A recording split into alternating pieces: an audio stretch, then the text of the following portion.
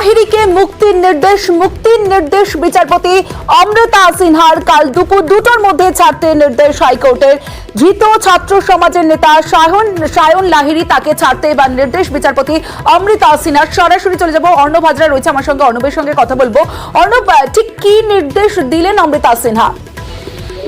দেখো, আজকে সোমবার কার্যত ম্যারাথন শুনানি হবে বিচারপতি এবং সেই শুনানি শেষে বিচারপতি অমৃতা সিনহা তিনি এই নির্দেশ দান করেছেন, যেখানে কাল দুপুর 2টো অর্থাৎ 31শে অগস্ট দুপুর 2টোর মধ্যে ছাত্র সমাজের প্রতিনিধি হিসেবে সায়ন লাহিড়ি তাকে পুলিশ সাসপেক্টেড হিসেবে যে গ্রেফতার করেছিল সেই গ্রেফতারের কোনো প্রয়োজনীয়তা নাই, তাকে মুক্ত করতে হবে। এই মুহূর্তে পুলিশ কাস্টডিতে রয়েছে, তাকে মুক্ত করতে হবে এবং ডেডলাইন শনিবার দুপুর 2টোর মধ্যে মুক্ত করতে হবে।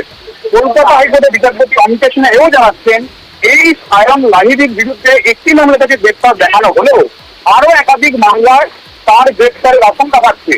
মামলা এই মুহূর্তে হাইকোর্ট পুরো বিষয়টা পর্যবেক্ষণ করে দেখছে, তাই এই মুহূর্তে কোন রকম করা পদক্ষেপ অর্থাৎ নতুন করে তাকে অন্য কোনো মামলায় গ্রেফতার করতে পারবে না কলকাতা পুলিশ বা পুলিশ, এটাও নির্দেশে স্পষ্ট জানিয়ে দিয়েছেন বিচারপতি অমিতা সিনহা।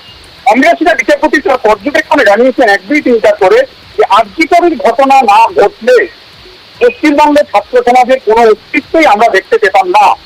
এই সায়ন লাহিড়ি ছাত্র সমাজের এটা কোনো অর্গানাইজ সেক্টর, কোনো ইনস্টিটিউশন নয়, এটা তৈরি হয়েছে আর্যিকরের এই বিচার করার দিলে, সেখানে এই সায়ন লাহিড়ি হয়তো একটু অতিরিক্তই বেশি ভোকাল ছিল, কিন্তু তার মানে এই নয় এই পুরো ঘটনার রেকর্ডে কোন ক্রিমিনালরা দুষ্কৃতীরা এই প্রতিবাদকারীদের সঙ্গে ঢুকে হিসেবে কাজ করলেন, এই বিষয়টা পুলিশের তদন্তের কাজ।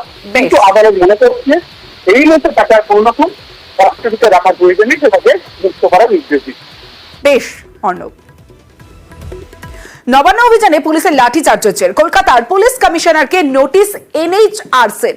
ছাত্র সমাজের কর্মসূচিতে লাঠিচার্জ নিয়ে জবাব তলব। 2 সপ্তাহের মধ্যে বিনীত গোয়েলের জবাব তলব। ছাত্রদের উপর লাঠি কেন জানতে চায় জাতীয় মানবাধিকার কমিশন।